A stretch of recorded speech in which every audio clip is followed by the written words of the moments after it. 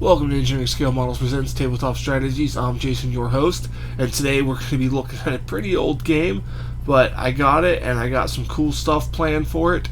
It is Dungeon Saga, the Dwarf Queen's Quest by Mantic.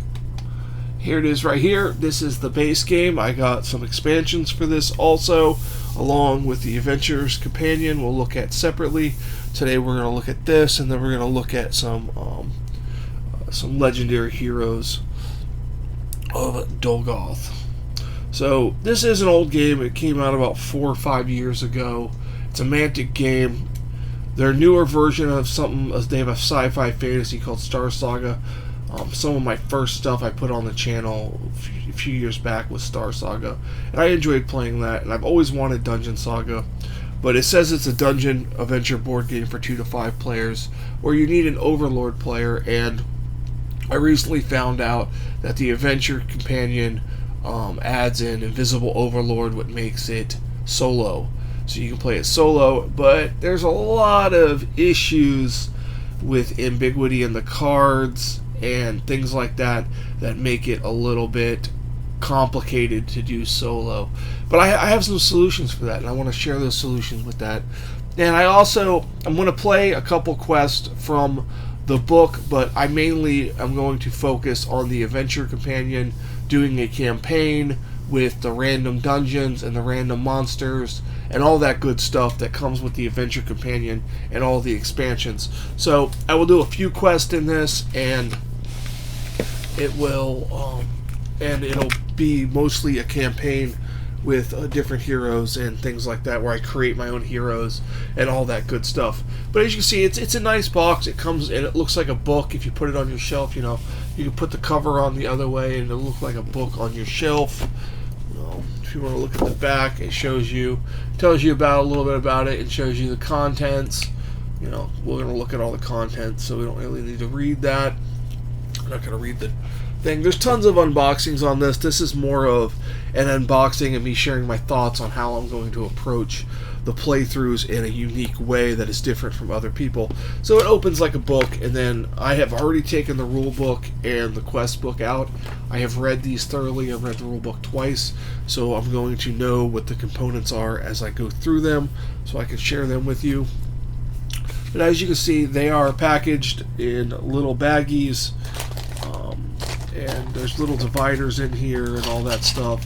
And we're going to go through this, so I'm going to put this off camera, and I'm going to pull things out here. First thing on top is some terrain. So first, I'm going to take a look at this terrain. It is not painted terrain. This appears to be the doors. You appear to get 2 sets of double doors. 2 of these square. And so it's 2 of each door, basically. You have some singles and some portcullises and things like that. If you're going to paint these, there's a little bit of flash on them. Clean that up. I might spray paint them gray just so they look like a stony texture, or brown, just to put a coat on them if I want to paint them later in the future. But that's the doors, and then this looks like the terrain here. We get this all on camera here so we can actually see it all laid out. So this is what I believe this is: the bookshelf here, the sorcerer's cabinet. I believe this is the throne. This is the lectern with a little book that goes on top. And I think you can interact that. There's the weapons rack there, the sarcophagus, and then this is a well. So it's all interactable in the game. It also blocks line of sight and all those things. So, and there's locks on all the doors and things like that. Here is some more of the 3D terrain. We have some tables. So, and then we have chests that don't have their lids on them currently. They must be in another bag, because the lids come off, so you know you've opened them. So let's keep that within that bag there. And we have, okay, here's the barrels and the chest lids. So we have the barrels. The barrels aren't too bad. Very nice stuff. I believe Mantic also makes terrain crates that are pretty good. They go together pretty good. So you have 4 treasure chests where the lids come off to show that you've searched it.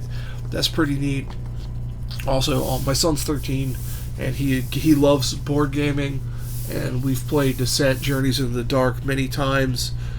He's never really controlled the heroes too well, but he's getting better at it, and I think maybe we could do this not only in the solo version, but also in where I'm the Overlord and he plays the heroes. I think he's getting to that age to where we can do stuff like that.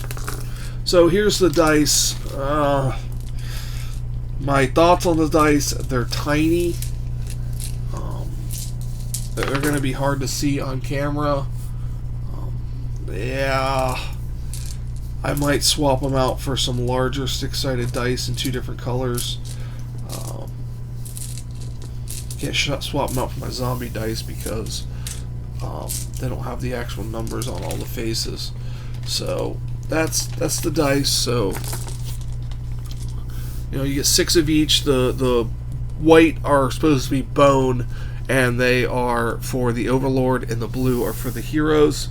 Because as you'll see here, the heroes are blue, and these are not in Ziploc bags. And it looks like you have to put them on the bases. So, well, at least some of them on the bases. So I don't know if they've come off, because I'm sure this was packaged back in 2015 when it came out. I'm sure they're not selling a lot of these. But you got the 4 figures here. This looks like the Wizard and the Ranger. I'm going to butcher their names, but I don't have to worry about it for too long. There's the Barbarian, because we're creating our own characters. And we will see how that works out. So that is the Dwarf, the heavily armored Dwarf. And all the figures, they fit on the tiles evenly, and they have a facing, so that's very important in this game, is facing. Because you have arcs that go around, you have a rear arc and a front arc, and that can affect how combat works. Let's take a look at some more of these miniatures here. And the heroes are in blue, and the enemies are in what they would call a bone color. They claim these are ready for paint, so I don't know what that means exactly. I mean, all miniatures technically can be painted, so this looks like this may be your zombie troll, maybe. So I haven't familiarized with all the enemies yet to know exactly what they are, but that is the troll. These is looks like maybe an armored skeleton, and then we have zombies, skeleton archers, skeleton warriors, zombie, skeleton warrior. This looks like a ghost, and then we have a dwarf revenant. So he's pretty cool. You'll fight a dwarf ghost guy, because I believe you're going into the tome of the Dwarf King. So that is a thing you have to deal with. So, and then here is the bosses, who are also act like heroes in the game. So they have their own boss stats and hero stats. This is your, I believe this is a troll shaman or zombie shaman or something. So, and then we have our banshee. And then we have, this may be the necromancer. And this looks like the Dwarf King here. So, Mantic has a great picture of these miniatures all painted throughout the instruction book. So you can see there they all painted, and throughout the book, even in like the component overview, it shows them all painted, so you get an idea of how they look. Yeah, it's a zombie troll, not a, yes, a zombie troll. So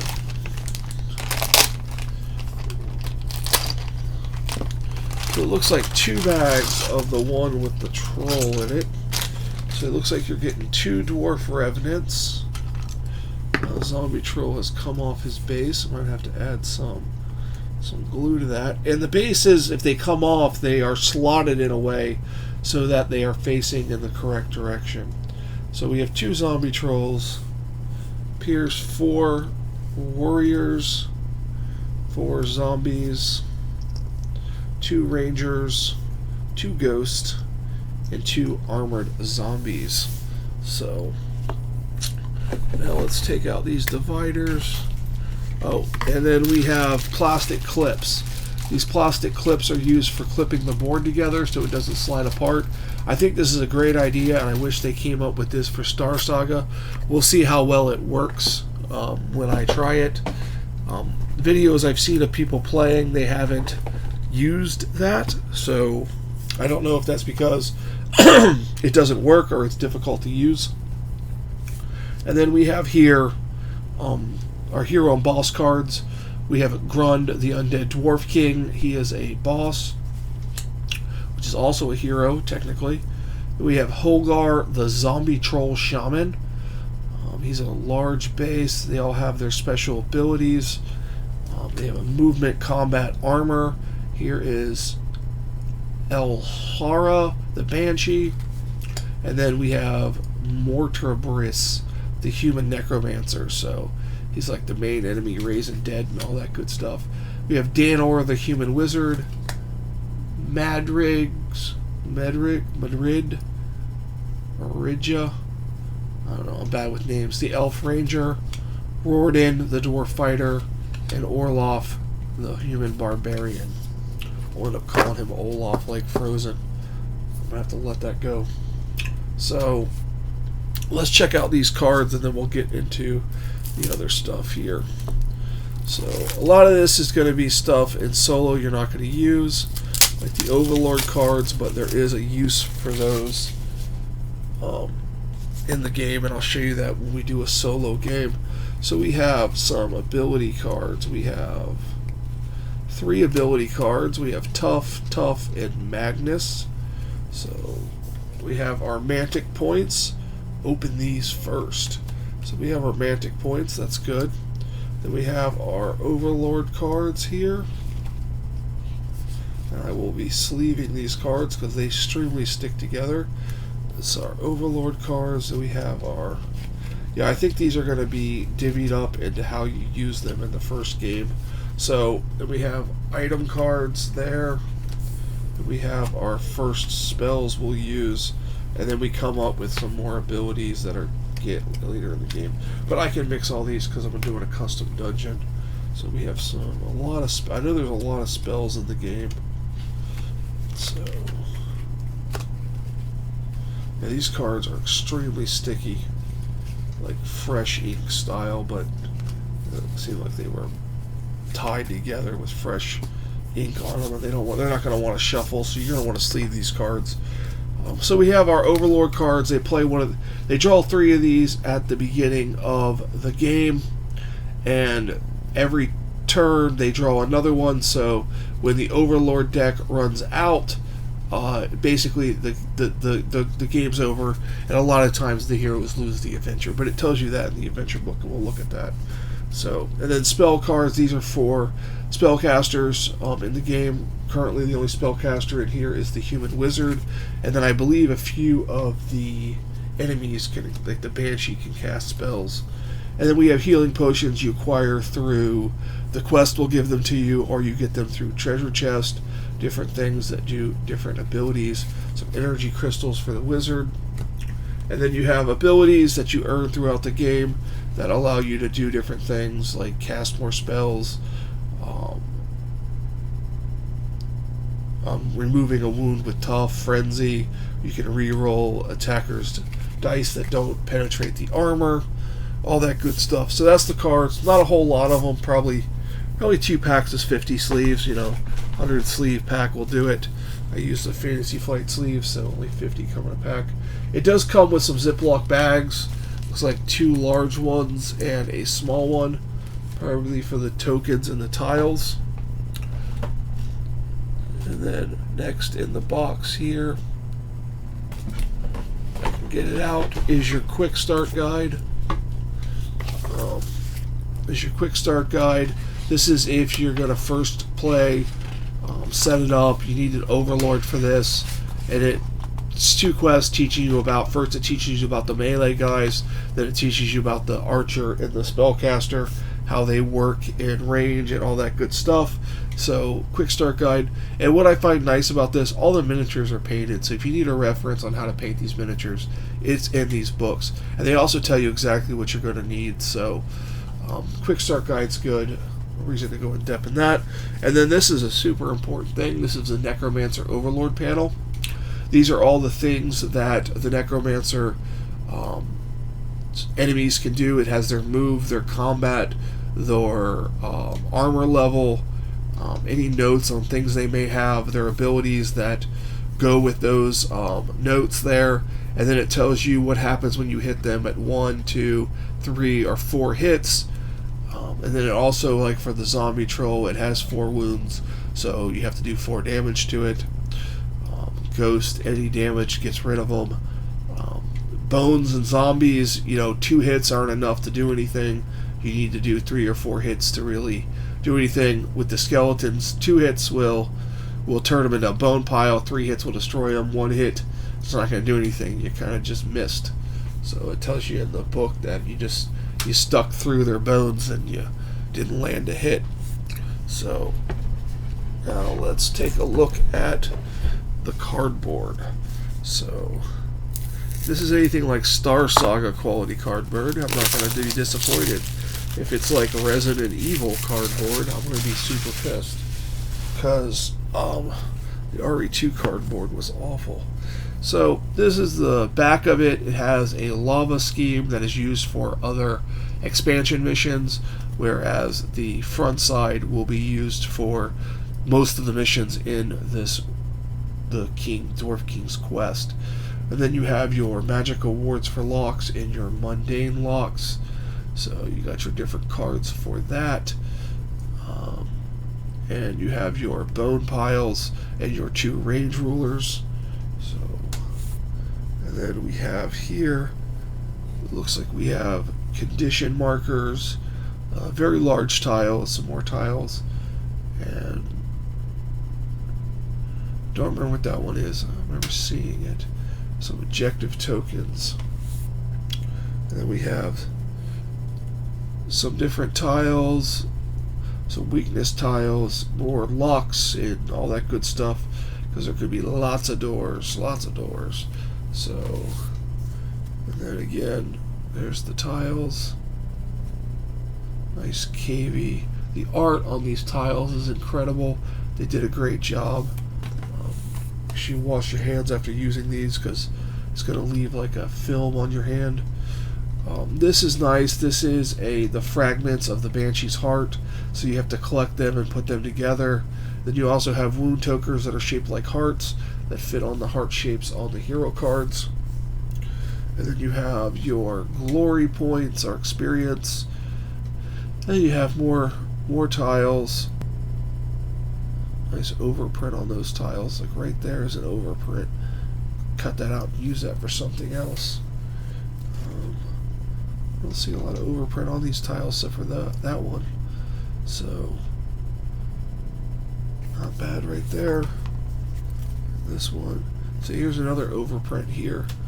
They overprinted to cover it, whereas they did not overprint on the back. So, here are your hero activation tokens. So, let's see how one of these... Oh, wow, they punch amazing. And the cardboard is flat and rigid, so it seems like it will... Yeah, they pop out real nice. So that's gonna be nice. So it's high quality cardboard, high quality cardstock.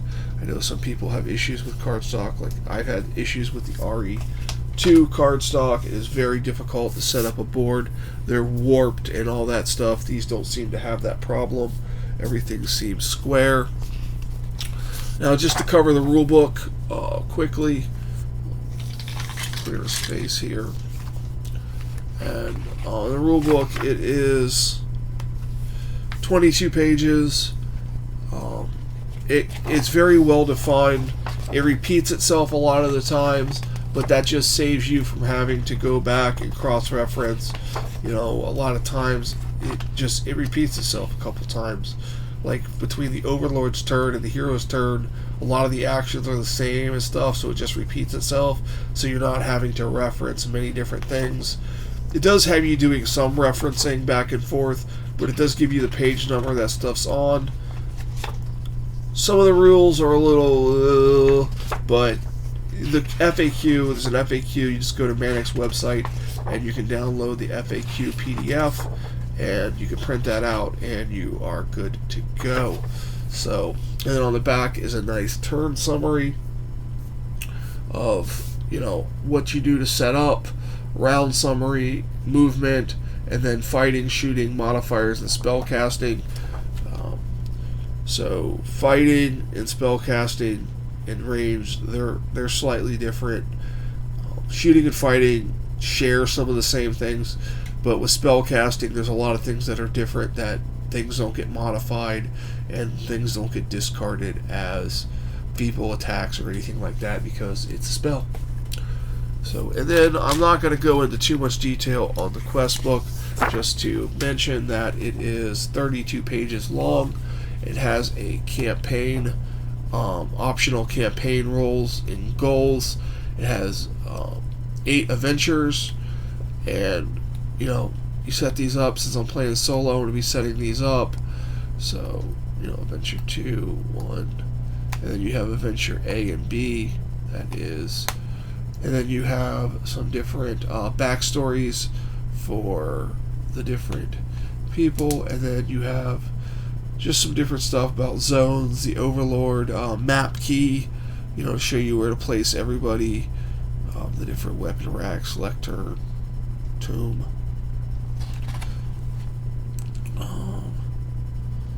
If you're going to play as a mighty hero, stop reading now. Well, I'm going to play as all of it. So that is Dungeon Saga, the Dwarf King's Quest. I'll be showing you some more expansions and the Adventurer's Companion. I do want to share one other thing that I did get, and I got this for painting, and I am slightly disappointed because when I ordered it, it did not mention what I have an issue with.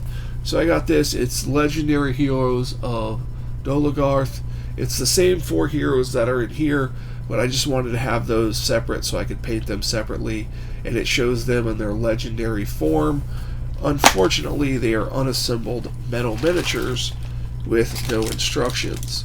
So, yeah, the detail's good. There's a lot of flash on these metal miniatures, and there's not a lot of assembly, but there is a lot of flash on them, like on the bottom of that axe right there.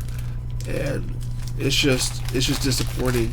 The advertisement didn't say anything about metal figures. I don't care if they're plastic and unassembled. It's just that I don't work with a lot of metal. It dulls your tools.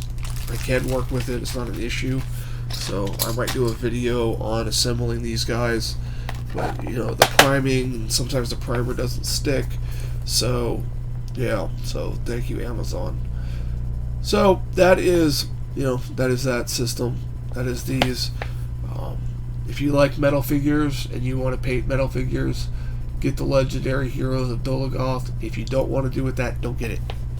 Wish I didn't get it. Could send it back, but I'm going to keep it. I'm going to paint them.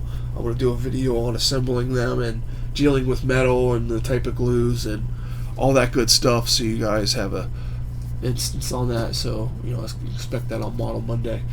So that's going to do it for this. Wrap this up. You can visit my social media pages here, and all the links are in the description below. And if you want to support the channel, you can do so at the Patreon link in the description. And all things help. I do post a lot of custom rules and things on my Patreon page. That is no need to sign up. It's just a way for me to post things for people to get the information. So that's going to do it for this video. For Engineering Scale Models, I'm Jason. Thank you so much, and have a fantastic day.